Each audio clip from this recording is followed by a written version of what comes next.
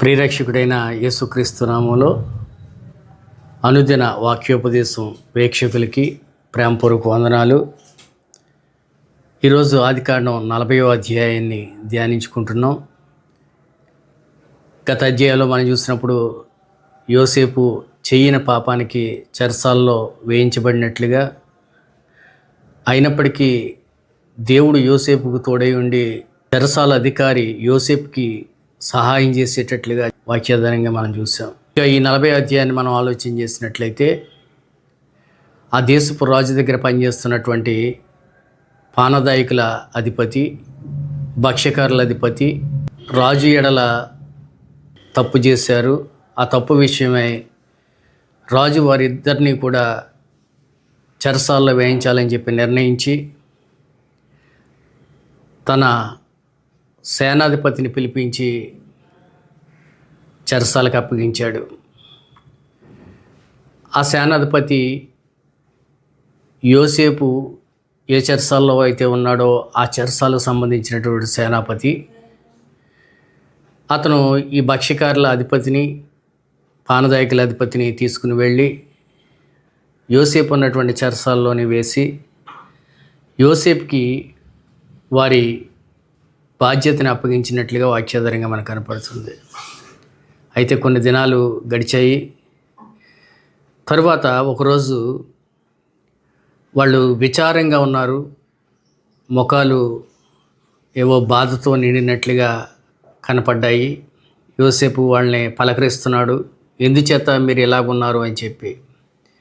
అయితే పానదాయకుల అధిపతి అంటున్నాడు, నిన్న రాత్రి నాకు ఒక కల వచ్చింది, దానిని బట్టి నేను ఎలా విచారంగా ఉన్నాను, దాని భావం ఎలా తెలుస్తుంది అని చెప్పి అన్నప్పుడు, కళ భావం అనేది దేవుని ఆధీనంలో ఉంది, సరే నువ్వు కడిన కళ ఏమిటో నాతో చెప్పు అని అన్నప్పుడు, ఆ పానదాయకుల అధికారి చెప్తున్నాడు, నాకు ఒక ద్రాక్షవల్లి కనిపించింది, దానికి 3 తీగలు వేశాయి, ఆ 3 తీగలు చిగురించాయి, పుష్పించాయి, వాటికి గెలలు వేసి ద్రాక్ష పళ్ళు పండాయి.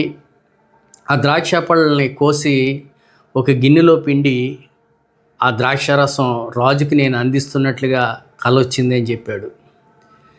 యోసేపు చెప్తున్నాడు, ఈ కల భావం ఏమిటంటే, ఆ 3 తీగలకి గుర్తు 3 రోజులు, మరొక 3 రోజుల్లో రాజు యొక్క పుట్టినరోజు కనుక ఆ రోజు రాజుని తల పైకెత్తి మరలా నీ ఉద్యోగాన్ని నీకు ఇస్తాడు, నువ్వు మరలా పానదాయకుల అధిపతిగా రాజుకి ఆ ద్రాక్షారసపు గిన్నెని నువ్వు అందిస్తావు అని చెప్పి ఆ భావం చెప్పాడు. ఆ భావం ఎప్పుడైతే విన్నాడో భక్ష్యకారుల అధికారికి నమ్మకం కుదిరింది. నిన్న రాత్రి నేను కూడా ఒక కలగన్నాను, అది నీతో చెప్తానన్నాడు. సరే చెప్పమంటున్నాడు యోసేపు. ఆ కళ ఏమిటంటే, తెల్లని పిండి వంటలు 3 గంపల్లో ఎత్తుకుని నా నెత్తిని పెట్టుకుని వెళుతున్నాను. పై గంపలో ఉన్నటువంటి ఆ పిండి వంటలు పక్షులు కొన్ని వచ్చి వాటిని తినేస్తున్నాయి అని చెప్తున్నాడు. అయితే దాని భావం చెప్తున్నాడు యోసేపు. ఆ 3 గంపలకి భావం, మరొక 3 రోజుల్లో రాజు పుట్టినరోజు జరగబోతుంది. ఆ 3వ రోజున రాజుని తల పైకెత్తి నిన్ను కొయ్యికి వేలాడదీస్తాడు. నువ్వు మరణమైన తర్వాత నీ పైనుంచి ఆ పక్షులు ఎగురుతూ నీ మాంసాన్ని తింటాయని చెప్పి దాని భావం చెప్పాడు. యోసేపు ఈ భావాలు చెప్పిన తర్వాత పానదాయకుల అధిపతితో మాట చెప్తున్నాడు, నీవు మరలా నీ ఉద్యోగంలో చేరినప్పుడు నన్ను ఒకసారి జ్ఞాపకం చేసుకో, రాజు దగ్గర నా విషయం తెలియజేయి, నన్ను ఈ చెరసాల నుంచి బయటికి తీసుకువెళ్ళేలాగా చెప్పు, ఎందుకంటే నేను ఐగుప్తీయుడిని, నేను ఏ పాపం చేయలేదు అని చెప్పి అతనికి వివరంగా చెప్తున్నాడు. అతడు సరే అన్నాడు. అయితే 3 దినాలు గడిచింది. 3 దినాల తర్వాత రాజు పుట్టినరోజు కనుక తన సేవకులందరినీ పిలిపించి వారి నడుముకి పానదాయకుల అధిపతిని, భక్ష్యకారుల అధిపతిని కూడా తీసుకురమ్మని వారి ఇరువురి తలని పైకి ఎత్తించి పానదాయకుల అధిపతికి మరలా తన ఉద్యోగం తనకి ఇచ్చాడు. వెంటనే ఆ పానదాయకుల అధికారి ద్రాక్షగిన్నెని రాజుకి అందించాడు. యోసేపు ఏ రీతిలో అయితే భక్ష్యకారుల అధికారి విషయంలో చెప్పాడో అదే రీతిలో భక్ష్యకారుల అధికారిని పొయ్యికి విరాలాడదీశాడు. అతడు మరణించాడు. అయితే యోసేపు విషయమై పానదాయకుల అధికారి మర్చిపోయాడు అని చెప్పి ఇక్కడ వాక్యాధారంగా వ్రాయించబడింది.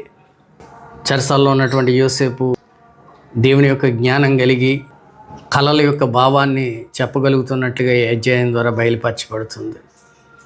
అంటే దేవుని భయం కలిగినటువంటి వారు కళల యొక్క భావం చెప్పగలుగుతారు. అంతేకాదు దేవుని మీద ఆధారపడుతున్నటువంటి వాడు పానదాయకుల అధికారిని నా విషయమై గుర్తు చేసుకో అని చెప్పి అడిగాడు, కానీ ఆ విషయాన్ని పానదాయకుల అధికారి మర్చిపోయాడు. ఎందుకంటే అది దేవుని చిత్తం కాదు. యోసేపు ఎడల దేవునికి ఒక ప్రణాళిక ఉంది. యోసేపుని ఆ చెరసాల నుంచి ఏ విధంగా తీసుకెళ్లాలని చెప్పి దేవుడు నిర్ణయించుకున్నాడో ఆ ప్రణాళిక నెరవేర్చబడినట్లుగా పానదాయకుల అధికారి ఆ విషయాన్ని మర్చిపోయాడు. ఈ 40 అధ్యాయంలోని సంగతులు విన్నటువంటి వారు, చూస్తున్నటువంటి వారు, వారి కుటుంబాలు దేవుని నామములో బహుగా దీవించబడుగాక. ఆమెన్. చిన్న ప్రార్థన చేసుకుందాం. పరిశుద్ధుడా, ప్రేమ కలిగిన దేవా, కృప కలిగిన తండ్రి, మీ పరిశుద్ధమైన పాదాలకు వేలాది స్తుతులు స్తోత్రాలనైనా. యోసేపు చెరసాల్లో ఉంచబడినప్పటికీ యోసేపు చుట్టూ మీ కంచి వేసిన దేవుడు మీరు. యోసేపు యోగక్షేమాలు చూస్తున్న దేవుడు మీరు. అంతేకాదు చెరసాల్లో ఉన్నటువంటి వారు శ్రమల్లో ఉన్నప్పుడు వారు కళల భావాన్ని వివరించగలిగినటువంటి శక్తిని మీరు అనుగ్రహించారు. దయతో యోసేపుకి మీరు తోడై ఉన్నట్లుగా యోసేపు పొరపాటున పానదాయకుల అధిపతి మీద ఆధారపడినప్పటికీ అది మీ చిత్తం కాదు కాబట్టి అది నెరవేర్చబడలేదన్నట్లుగా వాక్యాధారంగా మాకు కనపడుతుంది. ప్రభువా, యోసేపు ఎడల మీ ప్రణాళిక ఏ రీతిలో అయితే మీరు నెరవేరుస్తున్నారో ఈ వాక్యాన్ని వింటున్నవారు, చూస్తున్నటువంటి వారు, బోధిస్తున్నటువంటి నా జీవితంలో కూడా మీ చిత్తం మాత్రమే నెరవేర్చి మహిమ, ఘనత, ప్రభావం మీరే పొందుకొనమని పరిశుద్ధుడైన యేసుక్రీస్తు నామములో బ్రతిమాలు వేడుకుంటున్నాను తండ్రి. ఆమెన్.